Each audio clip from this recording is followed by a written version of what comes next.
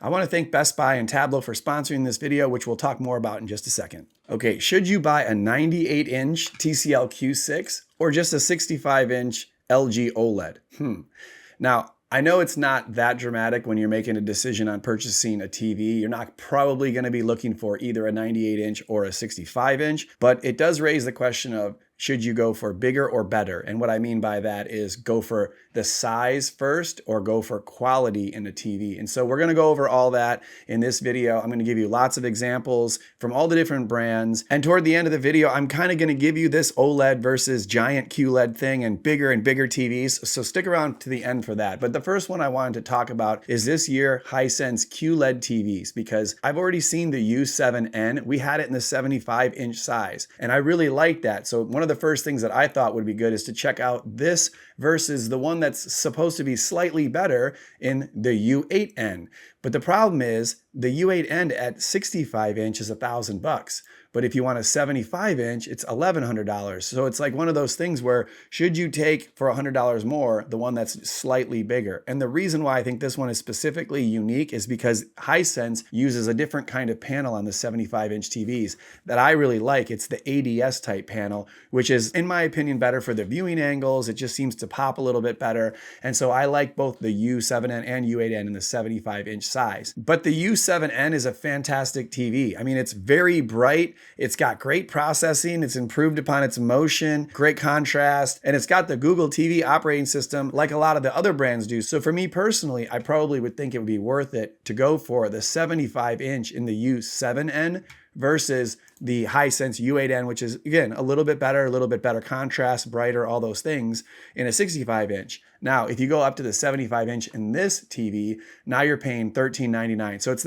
not that dramatic of a difference, but I think choosing a 75-inch over a 65-inch that's slightly better can be beneficial because that size difference makes you perceive the brightness as, more brightness, more size, more immersive. Now, the same thing can be said for Sony because they have all new TVs this year. They have a couple carryovers, but we're talking about the Bravia 7, the Bravia 9, and they have dramatically different prices, even though I think they're both really good. So we had the 7 in the house, and we actually had the 65-inch version. But you can get all the way up to an 85-inch version for $3,000, and very expensive, of course, but that's a very big and a very bright TV. Now, if you wanted to go to the Bravia 9, the 65-inch is the same price. So now you're talking about a 20-inch size difference in TV for the exact same price. So how are you going to handle this decision? Now, again, I haven't had the Bravia 9, but the reports are in that everyone loves it. Maybe one of the best QLED TVs ever made, right? And I don't have any reason to doubt that. We saw it in person. It looked really awesome, but I just haven't had it in the house yet. But my point is, are you going to put down $3,000 for a 65-inch QLED TV?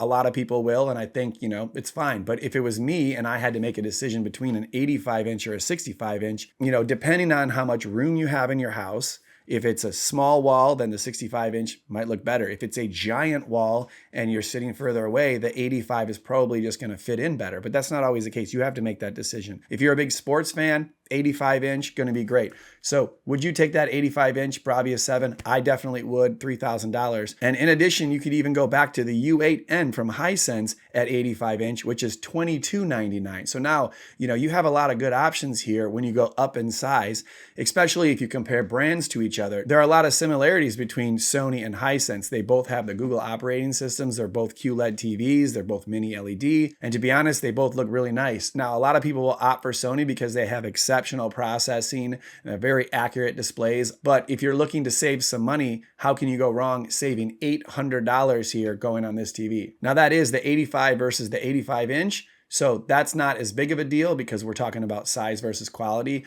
But I do think that Hisense and TCL have come up in quality quite a bit. So they're definitely things I would consider.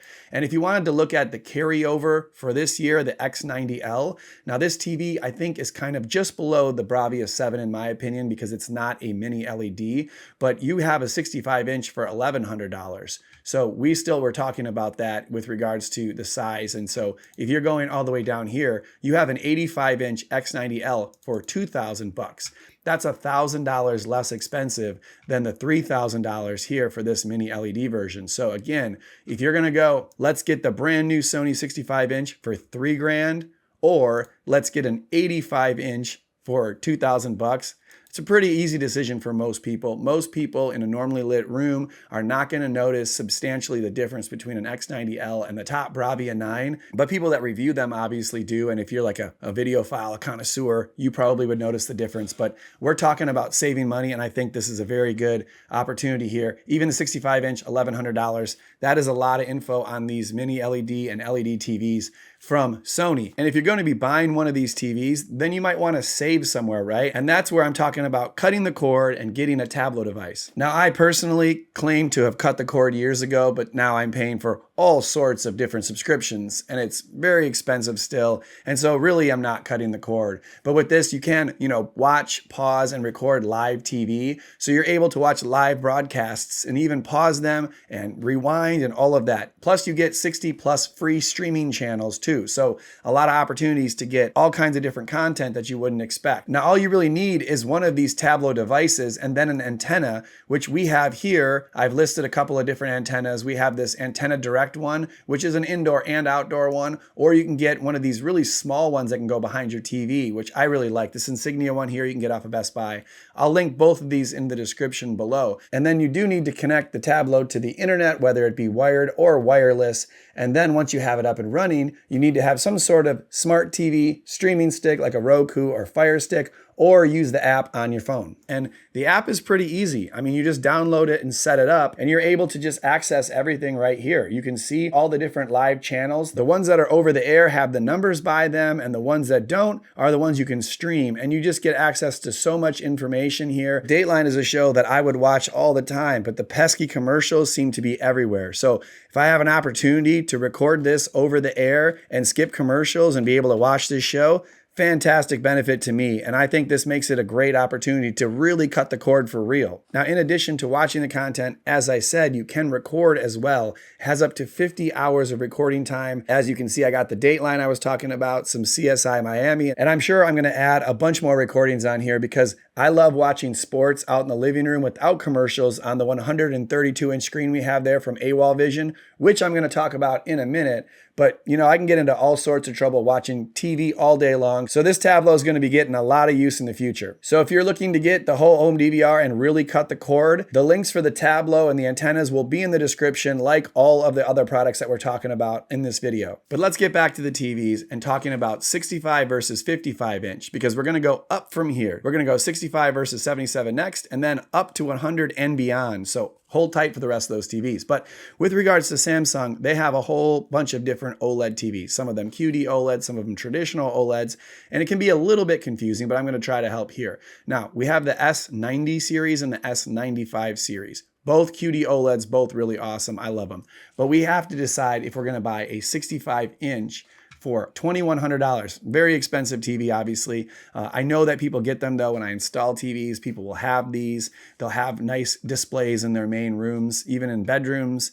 But this is $2,100 for the second tier down QD-OLED. Now, the S95D is a little bit better, and it also has that glare-free finish to it, which some people like or don't like, but I thought it was pretty awesome. I like it. But if you're going to tell me that you got to get a $2,300 55-inch, or you can get for $2,100 as a 65-inch, it's going to make me wonder what the differences are, right? Because for me, I had a 55-inch OLED in my bedroom, then a 65, and now a 77. And maybe it's just me, maybe it's just old age, but as time goes on, I'm really enjoying the fact that I have a 77-inch TV from 14 feet away in my bedroom. But if you're going to go 55-inch, you better be sitting pretty close. Even if this is a fantastic TV, which I know it is, you have to be sitting relatively close, 8 feet or less. So if your bedroom is small, or if you're in a living room and you have a small seating area, then a 55-inch top tier TV could be great. This has all kinds of gaming features, fantastic for watching movies. Regular TV is fine, of course. It may be a little bit overkill for that, but it has basically every type of feature you'd want. The Samsung doesn't have Dolby Vision, which again, they have their own HDR10 Plus, which I think is just fine for HDR,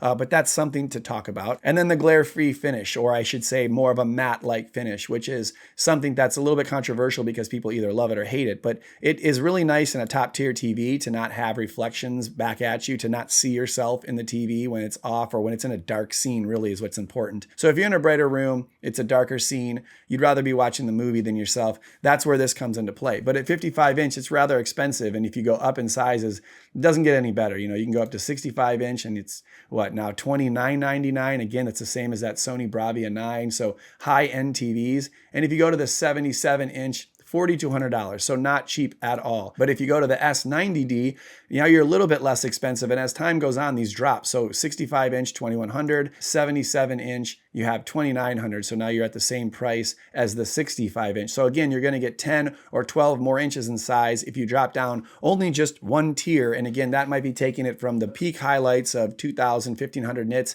down to 1,000 nits, which for most people, again, it's not that noticeable. I mean, people will say, oh, I definitely could notice it if they're side by side for sure, but they won't be side by side because most people don't have two TVs sitting right next to them. So I like these. I think that they're going to be big sellers this year. As time goes on, maybe the prices get better, but if you're looking for one right now, I think this S90D would be a great opportunity. And I'm going to give you a couple more in a second here for deals, but I'm just talking more size differences right now. Now, LG, again, as I said in the beginning, has a 65 inch C series for $2,100 at 65 inch. It's in line with some of these other prices that we were just talking about, right? We are talking about the 65 inch S90D from Samsung, which is the exact same price as the 65 inch C4. And if you're going to ask me which one's better, very difficult, because my experience is that the C series from LG is a very consistent performing TV. I like it. It works with gaming like very well. It works with HDMI sources really well, pops right into place. Everything seems to connect all the time. I love these TVs. Beautiful. You'd be lucky to have either one of these. On the other hand, the Samsung S90D may be a little bit brighter. You know, people like it for gaming as well. So very good TVs. Both companies are great. I have no complaints. But if you're talking about, can you better this price or better the deal? I would say yes, because if you go back and you look, a 65 inch at $2,100, well, what about this? Now you're looking at a 77 inch C3 from last year for $2,000, and it's still available at Best Buy. So this is actually a great deal that you can get a 77 inch for less than you can get this year's 65 inch. So for me right now in the summer, I would say this has to be one of the absolute best deals on the internet. Now you can also get the B3, which is even $200 less, but now you're missing a little bit of features and a little bit of brightness. Still a really good deal though. So I think either one of those is fantastic, and I would probably peg this C3 as one of my top deals right now, because if you look right above it, the G4 brand new 77 inch wall mounted slim designed OLED is over twice as expensive. So that makes it really challenging to recommend it for most people. Now, again, if you want it to look awesome on the wall, one wall design, all that, you know, that's your TV right there. But this C3 and the C4 hits this sweet spot, and it just makes it very difficult to get the highest quality TV or recommend the highest quality TV in a smaller size, because the size of the TV can impact how good it looks to you. And depending on, you know, your requirements, how far you sit away and how big your wall is, a lot of times the, you know, second TV down, not the top one, but the second TV or the third TV down in a company's list ends up being a better deal because it's bigger and still has very good processing. Maybe not the most exceptional processing, but if you're getting a bigger TV, these little tiny flaws that reviewers may talk about aren't as noticeable, or maybe they don't even exist to the, you know, average person. So it makes it challenging when you see a 77 inch OLED for $4,300, and right below it you see something that's very good for $2,000. And again, most of these are still very expensive. I'm not saying that they aren't. But then if you want to talk about the beginning of the video where I said the LG OLED versus a TCL 98 inch, now you have it right in front of you. You can see that LG 65 inch was $2,099. We have a 98 inch Q6, which is $2,000. Now, this Q6, it's a QLED. This Q6 is actually 120 hertz TV. The smaller sizes in this Q6 series are actually 60 hertz. So they put a little bit more features in this top one. And the thing that struck me is that it has 4 reviews and they're 5.0s, all of them. And if you look right below it, last year's S5 has 317 reviews, and it looks like they were fantastic. I love this TV right here, the S5. It had all the gaming features, it was really nice. And now this one's a QLED, so I would imagine it's even better. And for the price of 2,000 bucks, if you have the wall space, how could you not consider something like this? As I said earlier, TCL has upped their game. They have a lot of 98-inch TVs, and I've actually reviewed a lot of them, as you know, and they even have 115-inch, which we'll talk about in a second. But I had the QM8 in the 98-inch. I thought it was fantastic. Now this is 5,000 bucks, and if we're looking at these sizable TVs, if we're saying, okay, the 65-inch OLED's out of the question because I want a big TV. Well, this QM8 in 2024 is really good. I think it improved upon the 2023 version, which I really liked, but it's even brighter. It has more dimming zones. It doesn't seem to suppress highlights as much, and it looks really good off angle, which was one complaint I had about 2023. So, you know, for 5,000 bucks, it's still really good for a 98-inch TV. It's just that now that there's so many 98-inch TVs coming onto the market, it may not seem like a great deal because you have one below it. But this Q6, for example, is not mini LED. It doesn't have nearly the dimming zones, nor does it have as much brightness. It's just going to be a much more mainstream version of it. You're going to be able to go out and buy this for 2,000 bucks to watch the Super Bowl or whatever sporting events you may like. So that's why I consider both of these. And you know, TCL is not the only company that makes these giant TVs. Hisense also has a couple of them. They have the 100-inch U8, which is $3,000, and they also have the 100-inch U7.6, which is $22.99, and still rather good TVs. So we have two really good options from Hisense and TCL around $2,000 that I personally would consider over an 85-inch high-end Bravia 9 if I had the space, right? This is $4,800. It's more than both of those TVs combined. So how would you really qualify taking a really high-end 85-inch QLED TV over 100-inch? If you're getting a huge size benefit and you're still getting half the price, it makes it very challenging for me to say,